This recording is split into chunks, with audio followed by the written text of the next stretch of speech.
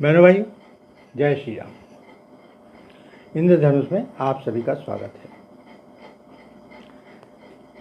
TV पर सावधान India, crime file या इस तरह से ऐसे कुछ प्रोग्राम आते हैं। तो अभी मैं देख रहा था एक दिन, तो उस पर एक प्रोग्राम आ रहा था, पति पत्नी और वो। तो उसमें क्या होता है कि एक आदमी यानी पति, जिसका नाम आप समझ लीजिए ए था, वो काफ़ी अच्छे ऊंचे ओहदे पर रहता है। उसकी पत्नी भी एक ऑफिसर है, लेकिन वो अब हाउसवाइफ है। तो इस बीच में उस आदमी चूँकि बड़ा रसिया टाइप का था, तो उसके डिपार्टमेंट में एक एम नाम की युवा लड़की से उसके टाँका भिड़ जाता है और वो उसको अपने प्रेम जाल में फांस लेता है।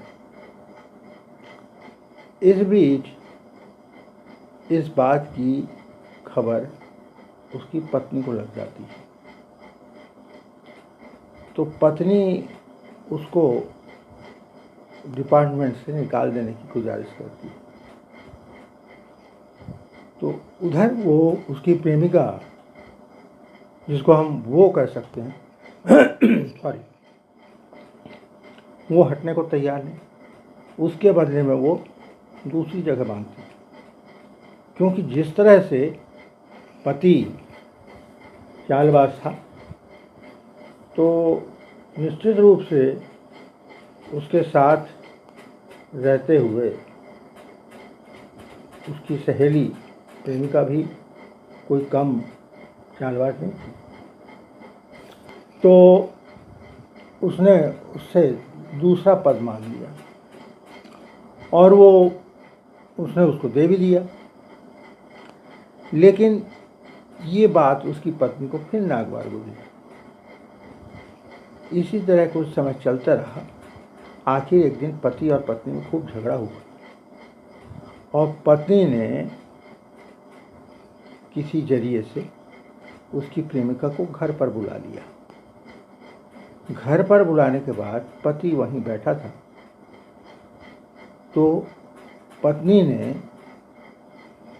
पति के सेक्रेटरी से, उसके बॉडीगार्ड से उसको वहीं पिटवाया और पिटवाने के बाद उसने अटेम्प्ट टू रेप भी की कोशिश की और किसी तरह से वो प्रेमिका भागी और पुलिस थाने पहुंची। पुलिस थाने में उसने रिपोर्ट नहीं लिखाई। क्यों? क्योंकि शायद इसी बीच पति का कोई मैसेज उसको मिला, जिसमें कि उसने उसको धमकी दी थी और कुछ ब्लैकमेल किया था। तो उस समय तो वो प्रेमिका चली गई, लेकिन कुछ दिन बाद फिर उसने अपने कागजात खंगाले और उसमें से पति को ब्लैकमेल करने लायक सामान पाकर उसने उसको रिपोर्ट दर्ज कर दी। अब ये जो मैं आपको कहानी सुना रहा हूँ, तो भाई ये मैंने जो टीवी पे देखा था वो है। अब आप इसको कहीं वो दिल्ली की जो अरविंद केजरीवाल के घर में जो पूर्व महिला आयोग की अध्यक्ष, दिल्ली महिला आयोग की अध्यक्ष स्वाति मालीवाल और राज्यसभा सांसद की अरविंद केजरीवाल के घर में शीश महल में उसके सामने हुई पिटाई से मत जोड़ लीजिएगा। और यदि जोड़ भी रहे हैं तो ठीक है, कोई बात नहीं, चलिए। अब बताइए, क्या ये क्रिमिनल एक्टिविटी नहीं है? अरविंद केजरीवाल वहीं बैठा बैठा सब देख रहा है, यानी उसकी मर्जी से ये सब हो रहा है। जैसे बॉस बैठा रहता है, बॉस थोड़ी कोई मारपीट करता है। बॉस अपने आदमियों को बोल देता है, जाओ इसको ठोक दो, उसको पीट दो। तो उसी तरह से ये क्रिमिनल एक्टिविटी हुई। लेकिन ये क्रिमिनल एक्टिविटी हमारे महान सुप्रीम कोर्ट को नहीं दिखती। उसको साफ सुथरा पूरा सफ़ेद पोस्ट दिखता है। और ये कोई पहली बार हुआ हो ऐसा भी नहीं। इसके पहले चीफ सेक्रेटरी को भी अपने घर बुलाकर इसने पिटाई करवाया था। उसके भी पहले योगेंद्र यादव, प्रशांत भूषण, इनको भी पिटाई करके पार्टी से निकाल दिया था। ये सब तो आप लोगों को याद होगा। तो क्या ये क्रिमिनल एक्टिविटी नहीं है? अच्छा, उसके बाद संजय सिंह ने स्वीकार भी कर लिया कि हाँ ऐसा हुआ है, लेकिन दूसरे दिन वो पलटी मार गए। नहीं, गलती स्वाति मालीवाल के ऊपर डाल दी और पूरा ये कहने लगे कि उसने आकर यहाँ पे गंदगी मचाई और ये बीजेपी के एजेंट है। अरे तो बीजेपी के एजेंट ये कब बन गई? ये तो शुरू से तुम्हारे साथ है, आंदोलन के समय से। तो अब ये पलटी मारे, उसके बाद जब उनका जो पिटाई करने वाला गुंडा, उसको साथ साथ लिए घूमते रहे। अब बताइए, इनको एक जिसके खिलाफ एफआईआर हुई है, पुलिस उसको खोज रही है, उसको उन्होंने अपने घर में छुपा कर रखा था, शरण दी थी, अपने साथ में लेके घूमते रहे। क्या ये क्रिमिनल एक्टिविटी नहीं है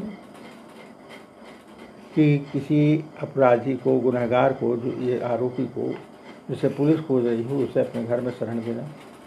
आखिर वहीं से वो गिरफ्तार हुआ। तो इस तरह से ये सारी गतिविधियां हमारे सुप्रीम कोर्ट को दिखाई नहीं दी। यदि यही गलती, यही काम बीजेपी ने किया होता तो अभी तक सुप्रीम कोर्ट उबल पड़ता, तुरंत संज्ञान लेते, तुरंत आदेश देते, लेक्चर देते। लेकिन यहाँ पर कौन सी विशेष कृपा है, ये नहीं समझ में आता।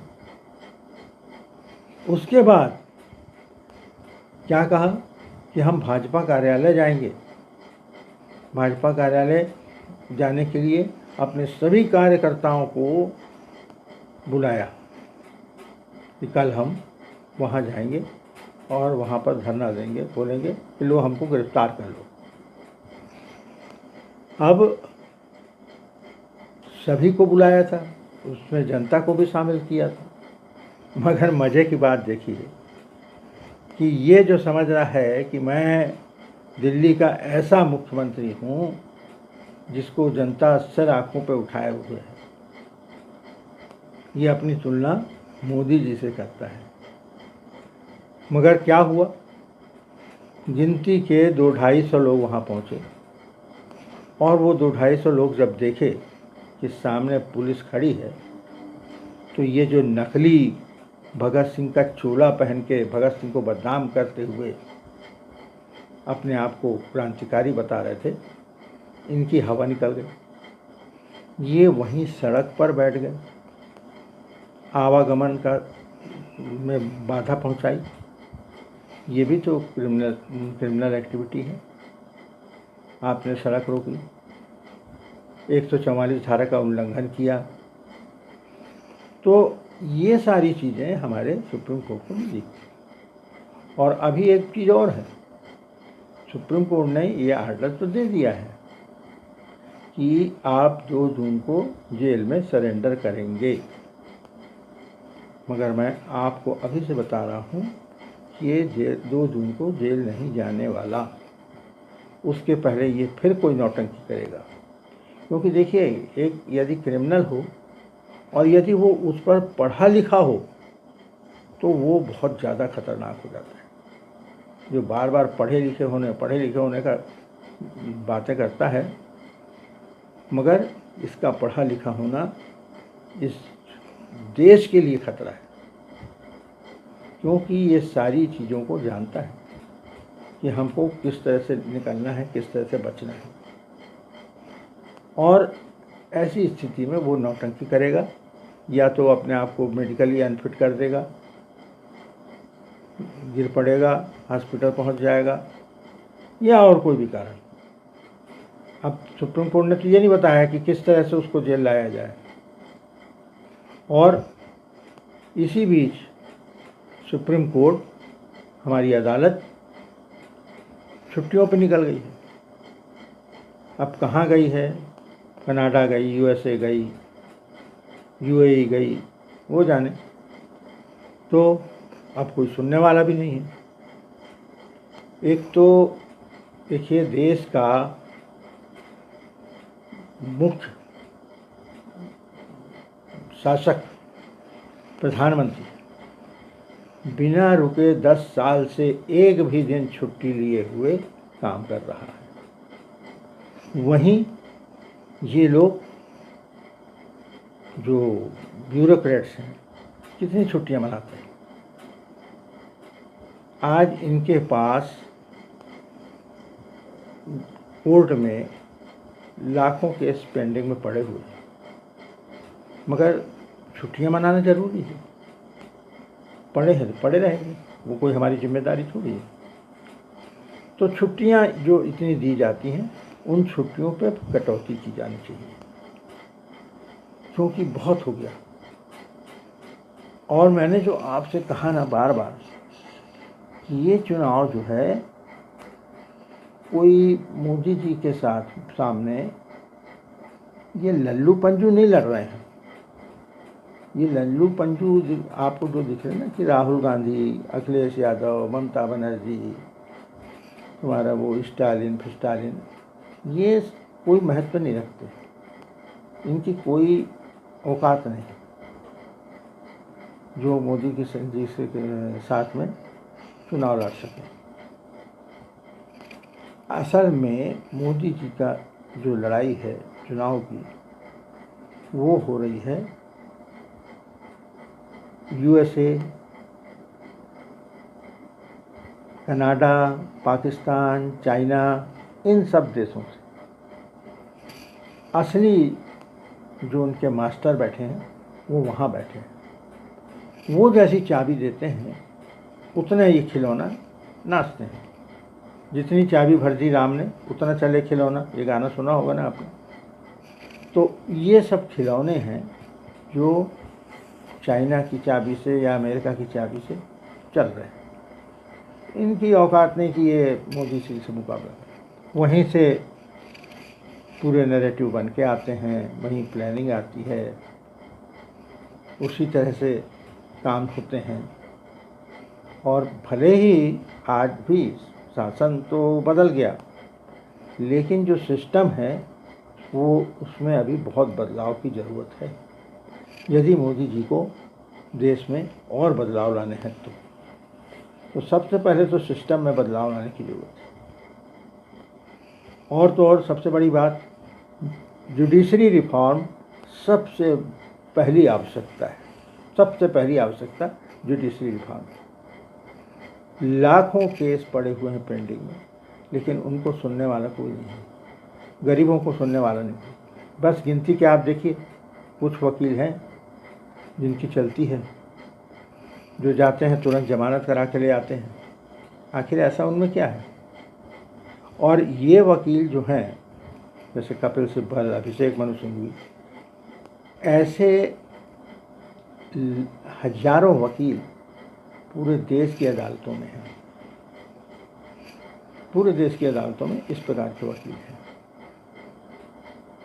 तो इसमें जुडिशरी रिफॉर्म की बहुत बड़ी ज़रूरत है। जजों की संख्या बढ़ाई जानी चाहिए, जजों की नियुक्ति पर ध्यान देने की ज़रूरत है।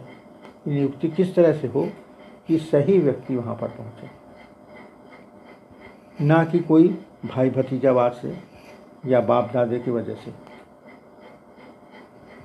इसके साथ ही अभी ये केजरीवाल एक और लंबे मामले में फंसा है। ये केजरीवाल ये मामला अब तब शामिल हुआ जब एक खैरा विधायक ड्रग्स वगैरह के मामले में पकड़ा गया था। उनका विधायक था, खैरा नाम था। तो उसकी जांच के समय ऐसे कागजात मिले जिसमें फॉरेन फंडिंग के बारे में था। उसमें जाकर पता चला कि करोड़ों रुपये फॉरेन से इनको फंडिंग प्राप्त हुई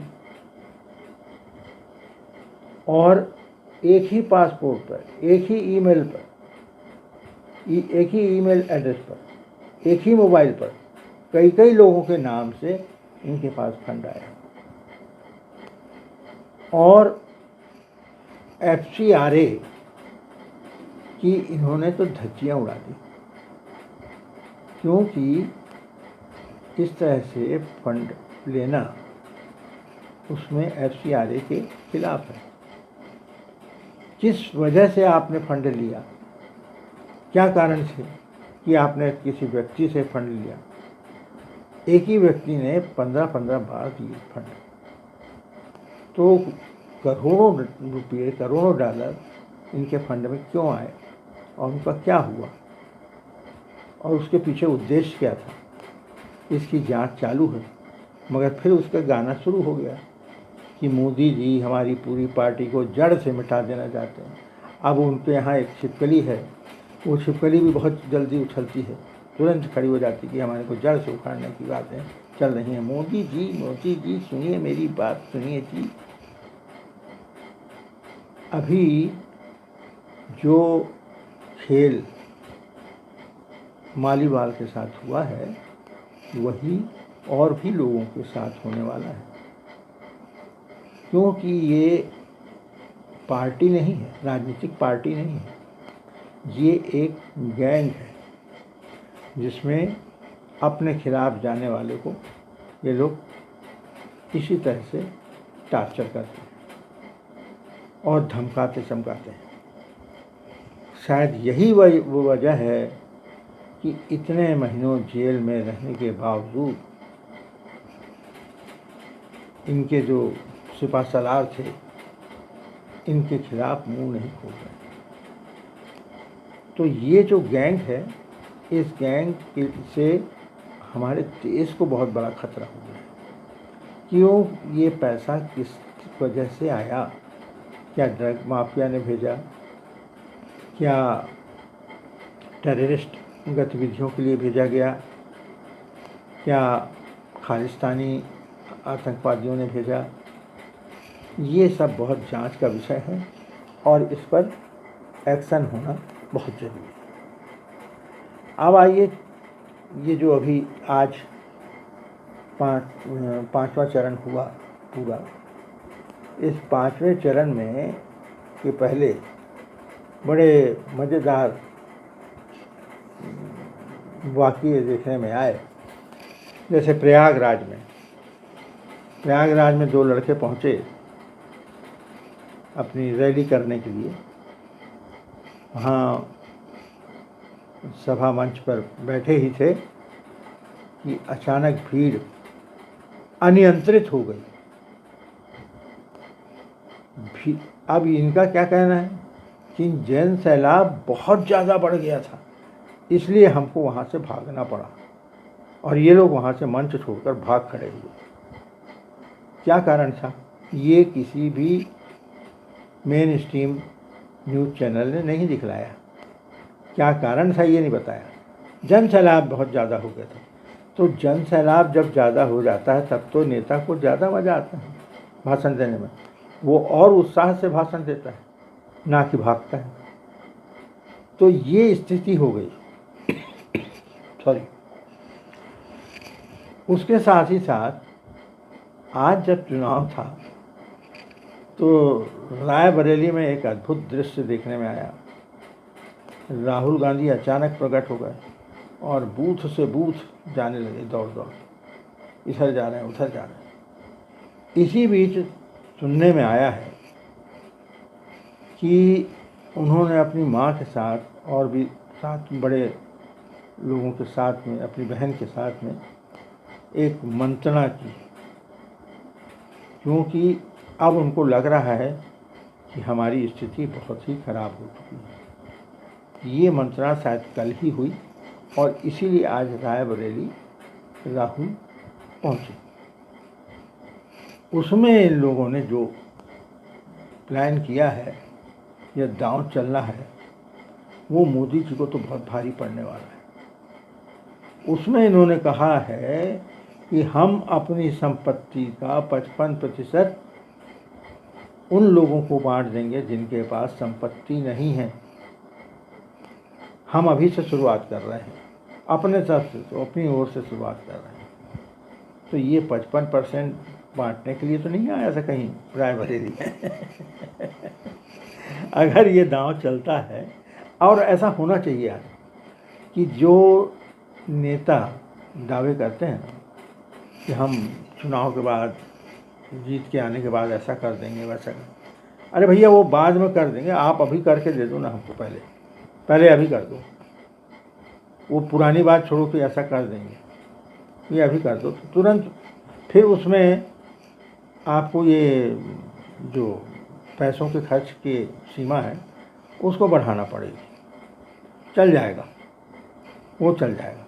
क्योंकि उसमें आपको, जैसे मेरे को सड़क बनवानी है अपनी, मैंने बोला भैया सड़क बनवा दो, तो जो सड़क बनाएगा जो प्रत्याशी, हम उसको वोट देंगे। इस तरह से हो जाना चाहिए। अब आते हैं अपन, ये जो आज के चुनाव हुए हैं उसमें परसेंटेज वोटिंग का बहुत बढ़ा है पहले की तुलना में। ये 5वें चरण आते आते एक तो क्या हुआ कि कई जगहों पर मौसम थोड़ा ठीक ठाक रहा, और जहाँ नहीं भी रहा वहाँ भी लोग दोपहर को छोड़ के सुबह और शाम काफ़ी लंबी लंबी लाइनें देखी गई। तो उस हिसाब से चलिए कम से कम ये सुधार हुआ है कि मतदान का प्रतिशत बढ़ा। अब एक चीज़ और कि ये मतदान बढ़ने से किसको फ़ायदा हुआ है। अब ये सब अपना अपना गणित लगाते हैं। एक अखिलेश यादव बोलते हैं इनको 140 से ज़्यादा बीजेपी को सीट नहीं आने वाली, तो कोई 180 बोलता है, कोई 200 बोलता है, कोई 250 बोलता है।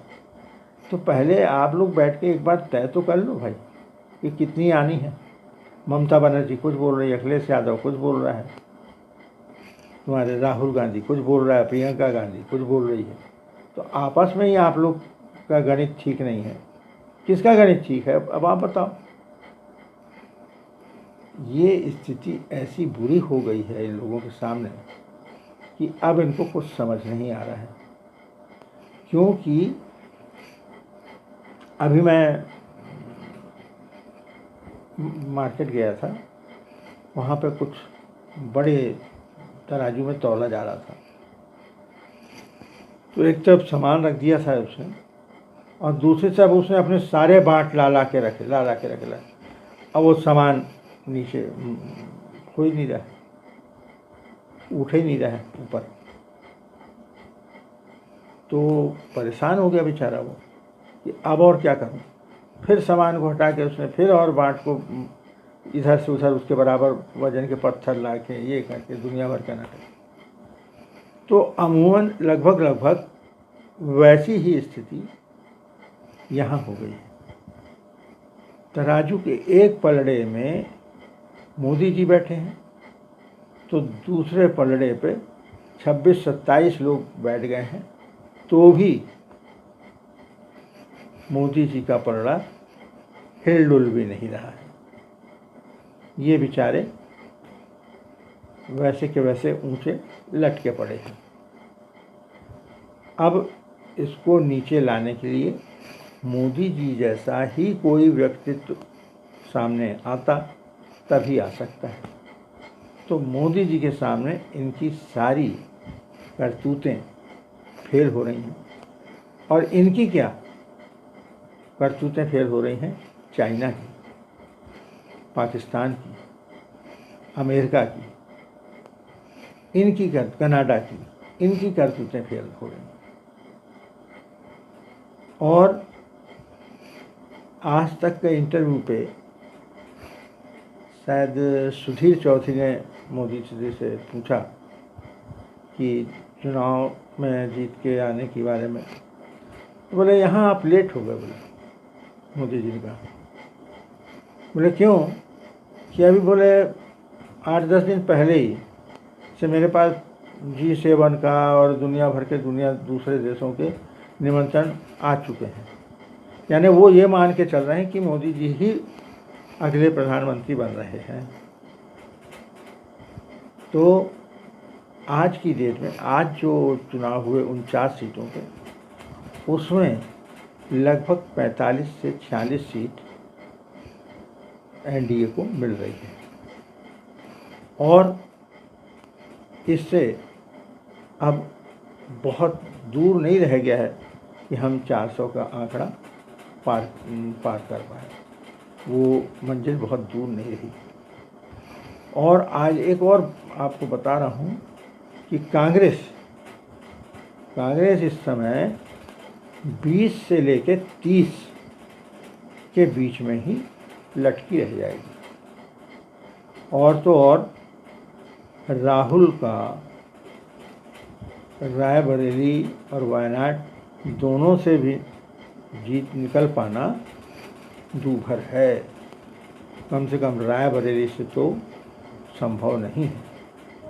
हालांकि वो वायनाड से इसीलिए रायबरेली में आके लड़ा क्योंकि उसको अंदाज हो गया कि वायनाड में वो नहीं जीत रहा है।